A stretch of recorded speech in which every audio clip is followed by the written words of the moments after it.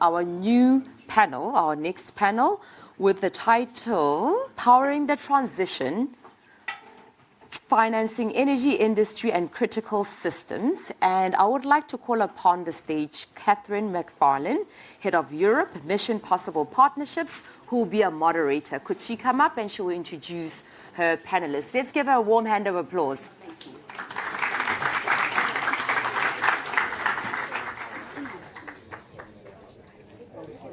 Good morning, welcome everyone. I'd love to invite to the stage Jim Rushen, the Group Head of Sustainability at Centrica. A round of applause for Jim. Seb Henbest, the Group Head of Climate Transition at HSBC. Erika Gupta, Global Head of Sustainability, Siemens Financial Services. And Bruce Keith, the Co-Chief of Sustainability Officer at Régia Capital. Thank you. So we're delighted to be here at the World Climate Investment Summit. As we've heard, and we're well aware, demand for energy, the energy system is on the rise. AI, data center build-out, electrification, clean industry. It's opening up huge financing opportunities. But it's also creating challenges. If we look at the current pipeline of clean industry projects, for example, there are 800 projects sitting in the pipeline. This represents roughly a 4.7 trillion investment opportunity. And 1/3 of that is coming from the industrial production assets themselves, the plants, the equipment, the materials to produce the clean fuels, fertilizers, materials. But the other 2/3 is coming from all of the associated renewable energy build-out, storage, and infrastructure. The question of whether these technologies are ready is also largely settled. The renewable cost curve is coming down rapidly and provides an optimistic future.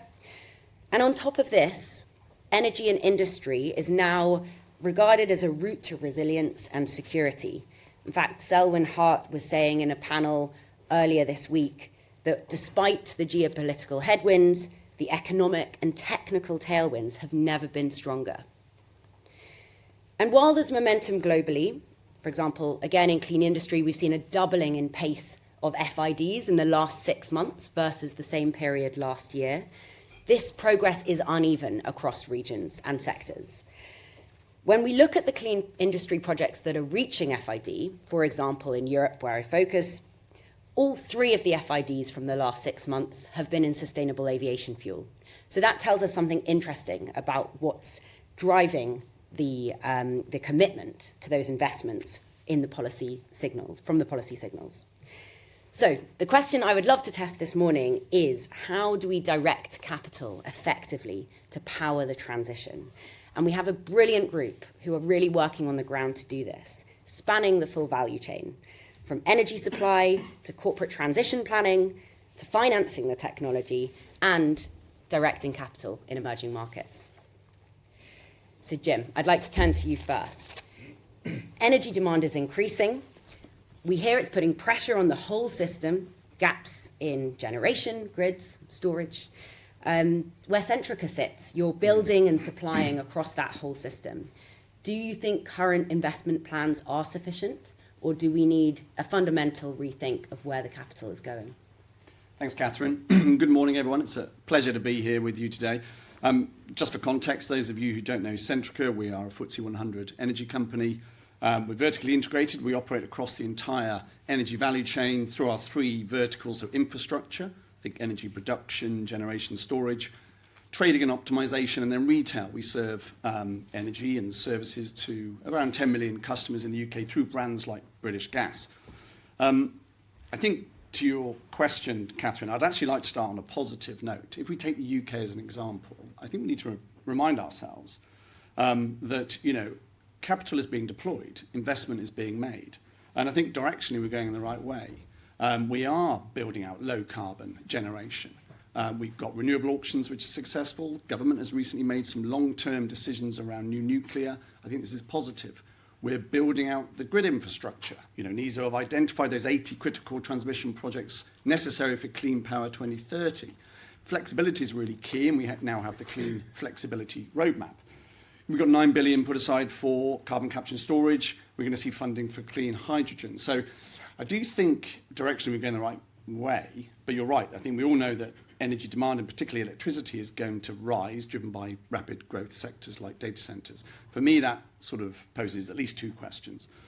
One is, do we need to go faster? And I think we do. We need to accelerate. Otherwise, demand may well outstrip supply in the energy system.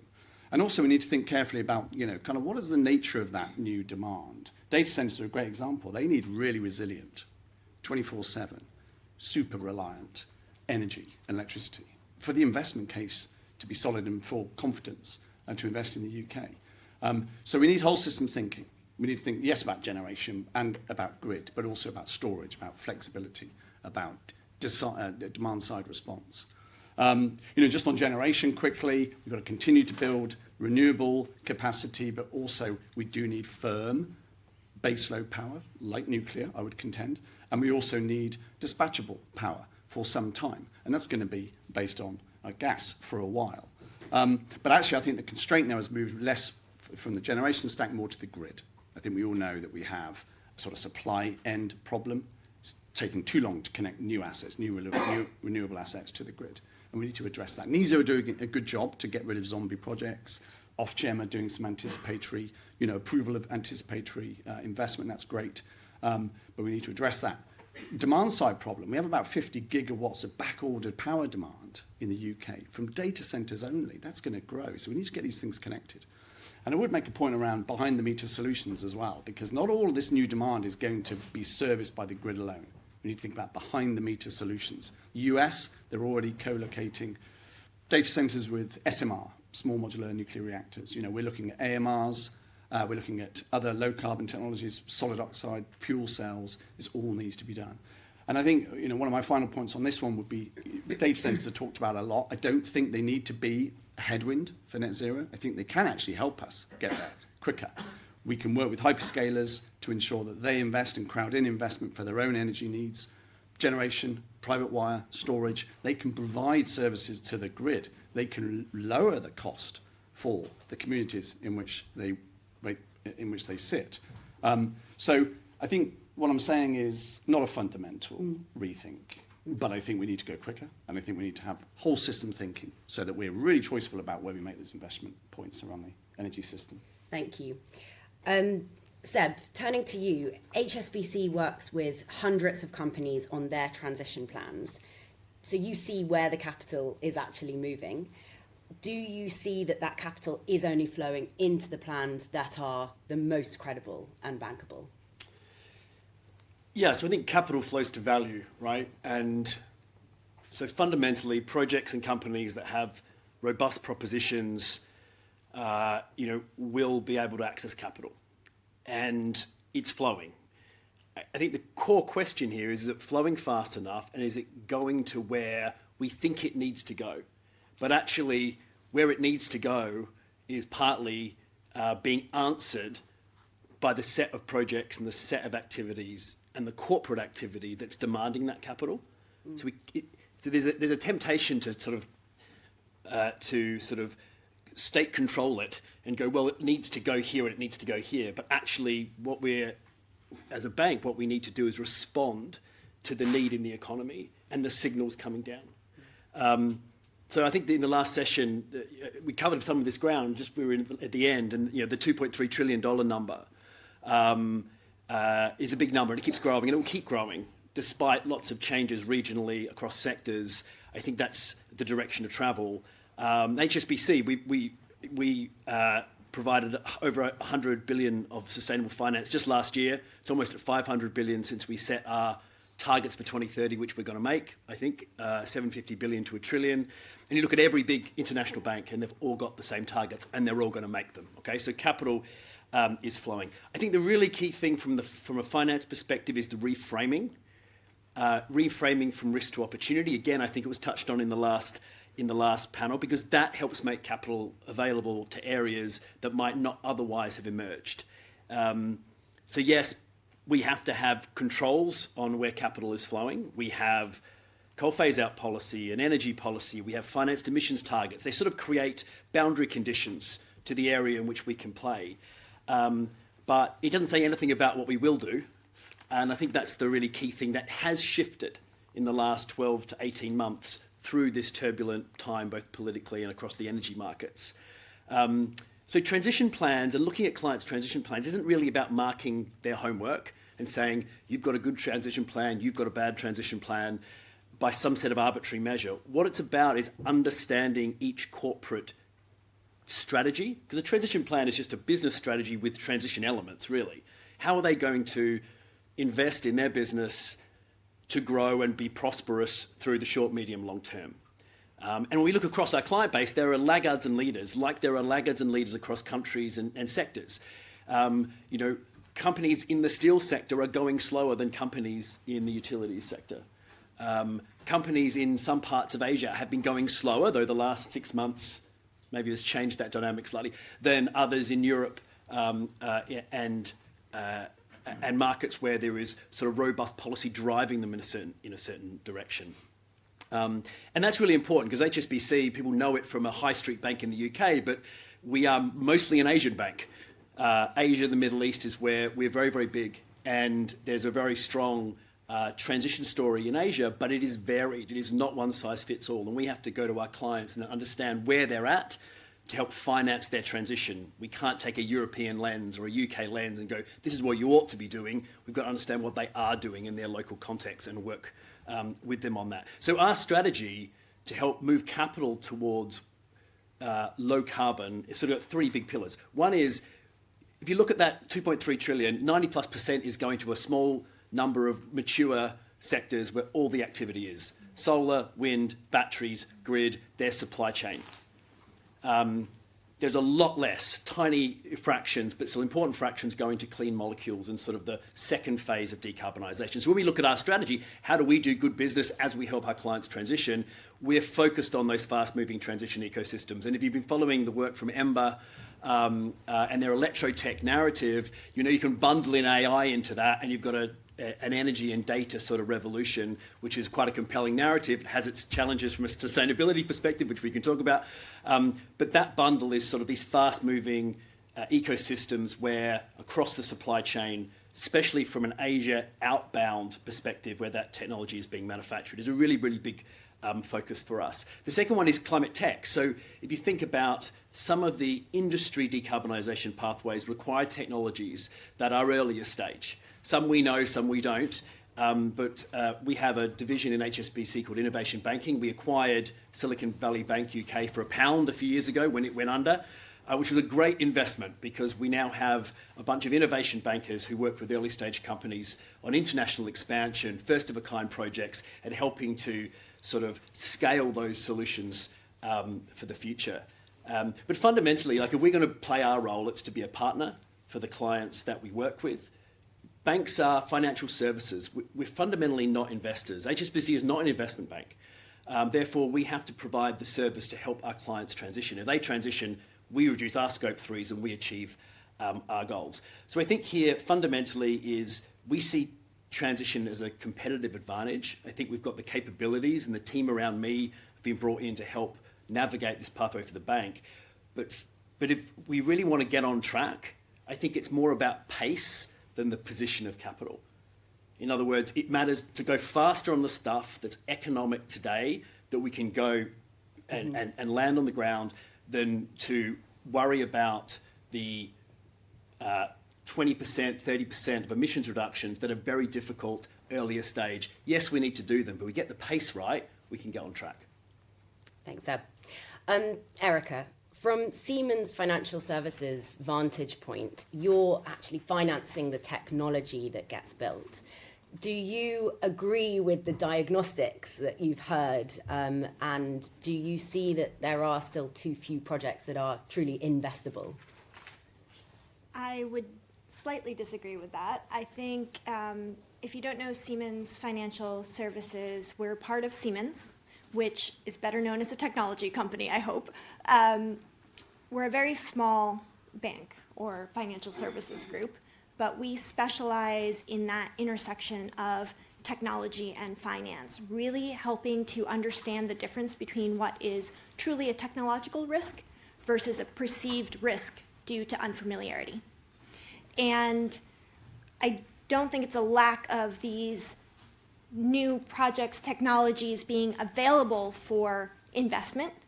It's a lack of understanding and comfort making those investments in these emerging technologies. You did talk about a team that you've built up to start looking more at investing in these emerging technologies and identifying which ones are ready for investment. I'd like to return to a couple of points that were made earlier. One, battery, wind, solar, they are clearly economically viable and they are moving forward rapidly, even where there is, let's say, lack of political support. New generating assets on the US grid this year, 93% are battery, wind, and solar. That's an enormous portion. And the challenge is we're not seeing retirement of the existing assets that are not clean. And that's because of the rate of load growth. And a lot of that, yes, driven by AI, but also by electrification, which is a good thing. But we do need to speed up investment in additional clean energy resources in order to meet that demand. I definitely appreciated the points about nuclear energy as a way to help us manage that base load that's going to need to be replaced. I would also note that, the conversation I heard earlier of the systems of systems challenge, it's very clear that we also need to invest in energy efficiency. So efficient electrification, energy efficiency, and resilience for a grid that's being stressed by the rapid rate of the industrial decarbonization, which is wonderful. It's a wonderful thing.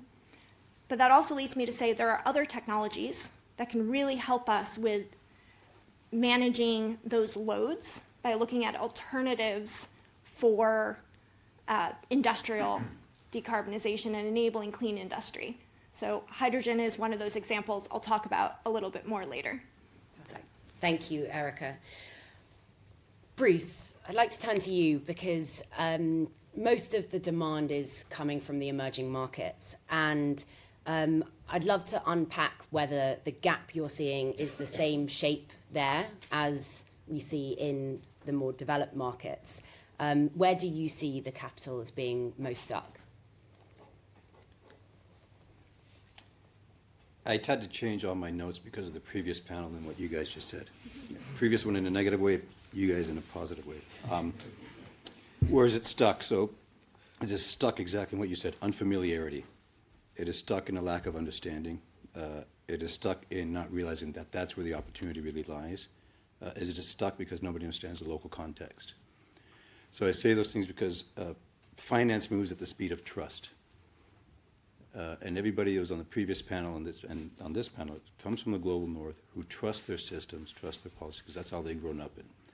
That's the only paradigm they can work from. That's the only way they can think it through. That's what every MBA program has ever taught them how to do it.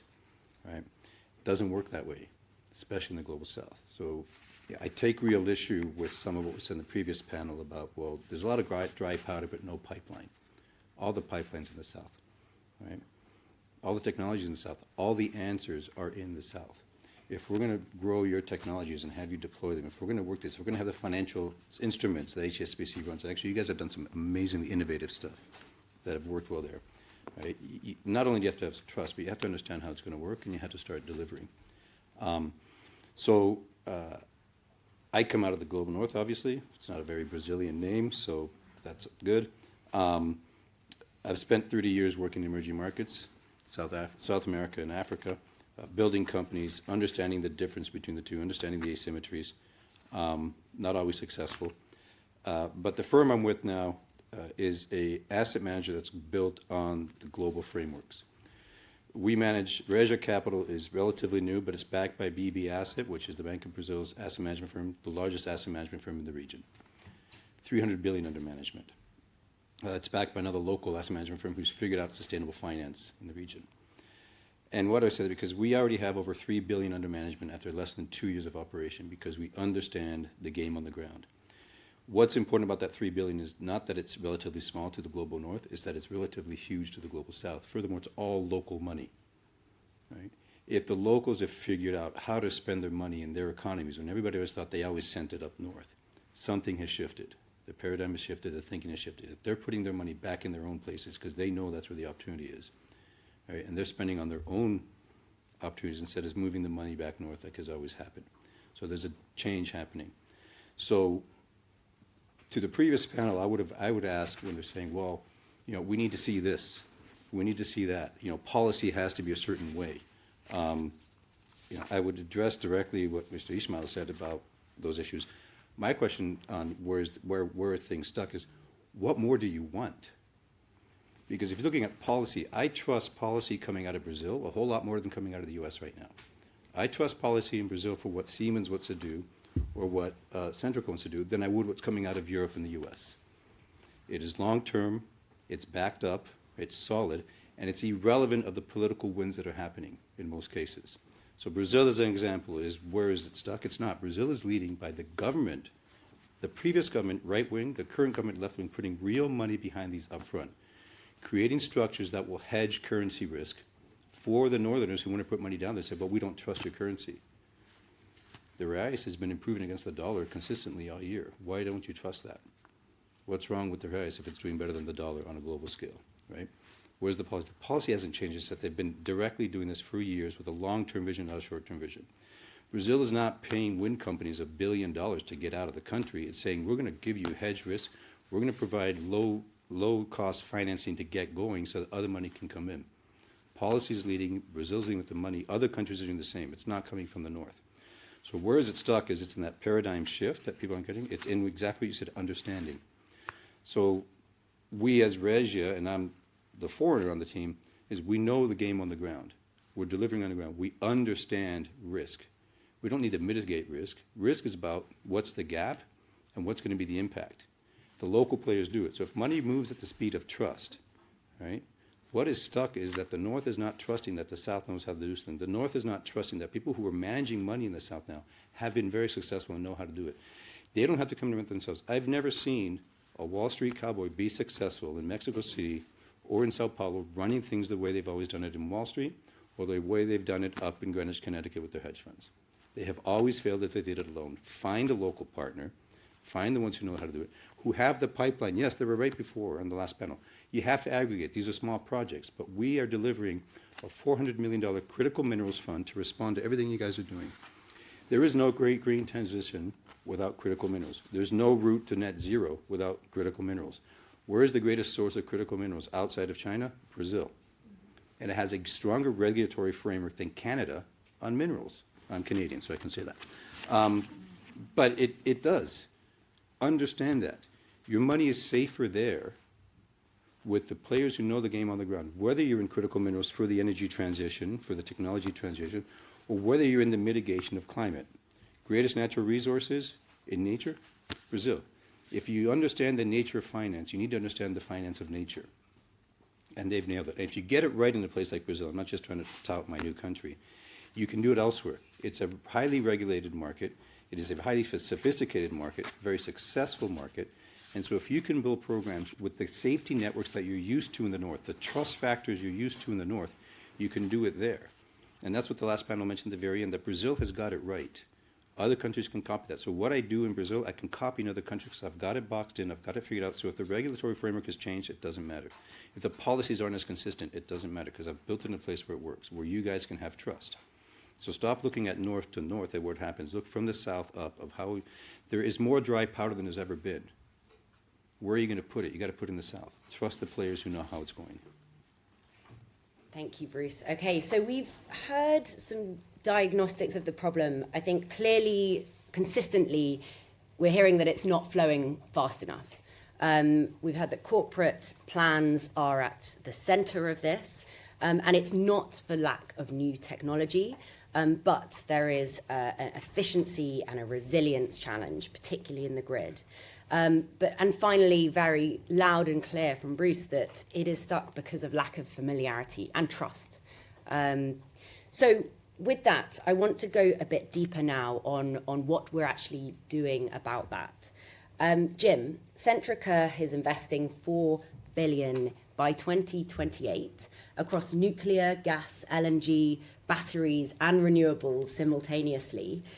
As the person responsible for Centrica's net zero credibility, how are you making the case that building new gas infrastructure today is compatible with decarbonisation rather than locking in fossil dependency? And how should you approach, what should that approach say about the system security and affordability that's also so critical? Yeah, I mean, it's a great question. In there is kind of what is the role of gas, which I'll come back to. I think it's a really important question. I sit on our investment committee, and I guess the guiding principle that we have when we make decisions around allocating capital is, what does the whole system need? It goes back to that whole system thinking that I mentioned before. We need to identify, and then we need to scale at the right pace and the right sequence, those critical elements of the system, which will enable us to decarbonise, but in a way that is affordable and in a way that is secure. We have the privilege of serving all of these millions of customers. We need to think about them as we do this. We're going to be building out a new energy system, which is going to be predominantly renewables based. And we're going to be electrifying huge parts of the economy. And that is going to bring, intermittency at the supply end. It's going to bring volatility at the demand end. So we think about that and how do we deliver that in the most cost optimal way and the most secure way? Just on power, I mentioned about, the need for firm base load, alongside renewables, and also dispatchable baseload. And that's where gas still has a role to play, right? These gas peakers that we invest in. And it's not just, I would say that NESO, UK government have recognised Clean Power 2030 in the UK is 95% clean for the near term. That 5% is going to be unabated gas for a while because it's needed for those windless, dark days. But the good news is companies like Centrica are already developing the decarbonisation pathways for these kind of technologies. It's either, much reduced load factors. These things don't really run that long. They're business cases based upon capacity payments. But also we did a UK first trial of running these things with clean hydrogen blended with methane. So we're working to decarbonise that little element. And I think also, we talk a lot about electrons. Let's talk about molecules a little bit and use the UK as another example. About 25% of final energy demand is met by electricity today. I think it's less globally. But 75% is not. And that 75% is dominated by gas being used for space heating. More than 80% of homes in the UK still use gas to heat their homes. Now, we're working really hard to get them onto lower carbon solutions. We're one of the largest installers of heat pumps in the country. But that will take time. You don't switch that off overnight. And we're really conscious about how to make that a journey that we can bring customers with us and make that affordable. We need a secure and reliable source of gas for a while. And that's where we made investments in like the Isle of Gas LNG terminal. We think that is a critical piece of national infrastructure. And I think the market agrees. We have contracted capacity out for many years, many decades. Equally, we want to invest in Rough, the UK's largest gas storage facility. But it's all part of a mixed portfolio. For me, net zero, it needs an all of the above strategy. We need all of these technologies if we're going to optimise it. And that drives our decisions. Thank you. Really interesting. I'd like to pick up on that point around all of it and recognising those more difficult to finance pieces and transition pieces of the pie or the picture. Seb, we heard from you a bit more around some of those harder investments: grid upgrade, storage, industrial decarbonisation, molecules. How is HSBC looking at shifting its support into these more difficult areas to finance and support? Yeah, so I think some of them you just mentioned there are less difficult, actually. Grid is infrastructure. I think the challenge with the grid are less about the financing and more about the regulatory environment and getting capacity built, especially here in the UK. In the right places with the right purposes. But when we're looking at any technology, whether it's something that's mature or something that is less mature, what a bank does is sort of look at all the risks, and hopefully we get them right more often than we get them wrong. And if we're still in business, it means over time we have done that. But I think there is a set of technologies where the technology risk is really low. The photoelectric effect works. I mean, I was in Australia a few years back when the big banks in Australia had never done a large-scale solar project, and their credit departments killed it. There was one I was talking to them about, and it was because they'd never seen it before in the wild. Spain had gigawatts of this stuff, and they'd never seen it before, and so it was untested. And I think there is a set of technology risks for unfamiliar technology that has a learning curve through credit risk departments. And so finance or capital is essentially a risk game. And if you've got something that's unfamiliar, the point you make, then it's a bit of a journey. But it doesn't mean that it's unbankable. It just means that people have to be familiar, so they'll start small. So technology risk, yes, is much bigger for the earlier stage. But everything has project risk, construction risk, counterparty risk, sovereign risk, FX risk embedded in that, even reputational risk for some of the areas like, say something like nuclear, where I'm not sure the audience might be somewhat divided. Is nuclear part of the solution or not? And there is reputational risk that a bank has to consider for financing a nuclear plant in different parts of the world. So all this is considered in part of financing, and therefore when we're seeing the earlier stage, more difficult to abate technologies that have less of a track record, these hurdles are higher. And one of the things that my team does is try and sell that story internally where around the technology and the market and how it could be bankable.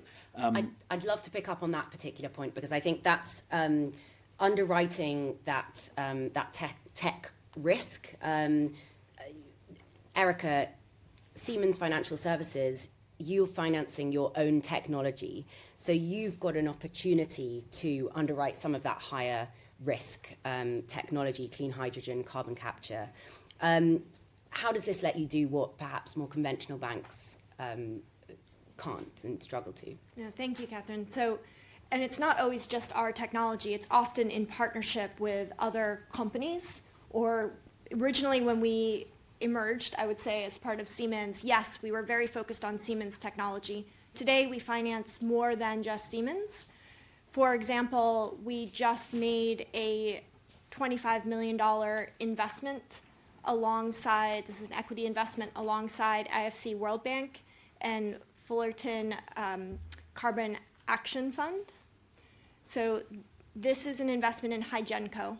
It's a clean green hydrogen company that's located in India, and they're planning on delivering hydrogen as a service. And what we're bringing to the table is, yes, this investment in order to enable clean hydrogen for industrial decarbonization, but we're also bringing technology. We're helping them standardize, bringing digital twins to model the system and optimize it, looking at ways to make this easily repeatable. So I actually started my career in hydrogen and hydrogen technology, so I really recognize personally that one of the greatest challenges with hydrogen is moving it to where it needs to be located. It's a very light molecule. It needs to be greatly compressed in order to store, in order to transport, in order to be utilized. But if you can generate the hydrogen at the location where you're utilizing it and delivering it as a service, it greatly lowers the cost of that molecule and enables that decarbonization. So it's really that combination of, even in our financial services divisions, yes, we have people with many, many, many years of financial experience, but we also have a wonderful group of experts with technology experience, and we can pull across the company to really understand what is the technology risk versus what is the perceived risk. And that helps us take action. Brilliant. Thank you, Erika. I think that's a brilliant point to turn to Bruce on, because I'd love to hear a bit more from you around those specific instruments that are helping turn that perceived risk into something that institutions can actually price and underwrite. That's actually part of our challenge. But it's a good thing, because if we understand what's missing, what the challenge, then we can find solutions, and you guys have a great one. Technologies that exist, and the players who know that technology then know how to deploy it elsewhere, right? So how do we enable that, right? I don't need to reinvent a new windmill or a wind turbine. I need to say, okay, how do I best deploy it, and how do I best connect it, and how do I finance that, right? I don't need to deploy new technologies in agriculture. Say, how do I best apply it, how to do it? So the pieces are there. The mechanisms, not necessarily. But the financing and the regulatory means are in these places to do so. So how do we appeal, therefore, to it? And make it so. Part of my work this week is to understand that better, because I thought I did and I don't. Right? What's it going to take to bring the money down? I mean, the technology is already coming. Right? The issue, I mean, Brazil is 90% renewable energy already, right? And growing. I mean, it's a petro environment in many ways. I mean, it's a large, Petrobras is a large company with large reserves. It's still 90% renewable locally. So it's interesting, but how do we keep enhancing that? How do we improve on that? That we can finance, but in other areas too. So what are these mechanisms? What are the frameworks that work in Brazil or in India, right, because of the local conditions, that we need to enhance to then bring in the mechanisms or the structures, the architecture that, where all this dry powder is sitting. And a lot of it, again, goes back to the issue of trust, because financial instruments from the North work anywhere, because that's why they've worked. So how do I reflect that? Right? How do I make sure, and again, back down to trust, but also we use, I mean, our firm is focused only on sustainable finance and ESG. But we use ESG not as a morality play, but as a financial mechanism. It is the single best way to protect people's money. Because I know on the ground that if I'm not having the free and, the pre-informed, the prior informed consent from these communities, my project's going to get in trouble. Macquarie learned this the hard way in Mexico 15 years ago. It didn't go through the ESG process. It didn't care or not care about the morality play. It just said, well, we don't need this. We're being told we're fine. Even the authorities couldn't protect them when they didn't do the work, and people stood up and said, you can't build that project here, it's indigenous land. Now, the groups want to do it, but the mechanisms are there, and even those who were playing with them still weren't delivering on the ground the right way. So it's the combination of those, and how do you do it? But the pieces in place. HSBC is doing great bonds, green bonds, great structures with the World Bank, and not all of them at market rate, but to prove that you can do it. So that the next group, like us, who come in with a $500 million fund, have that same structure, have that same means, but deliver it locally. Brilliant. Understand how it plays on the ground. That's the only difference. Thank you, Bruce. I think it's really encouraging to hear from all of you about the optimism that you bring and some of the solutions that are being tested, and there is awareness for what's there. You're all risk takers in your own respective ways, and I think it's very encouraging to see that those risks are starting to be taken. So thank you all. Thank you.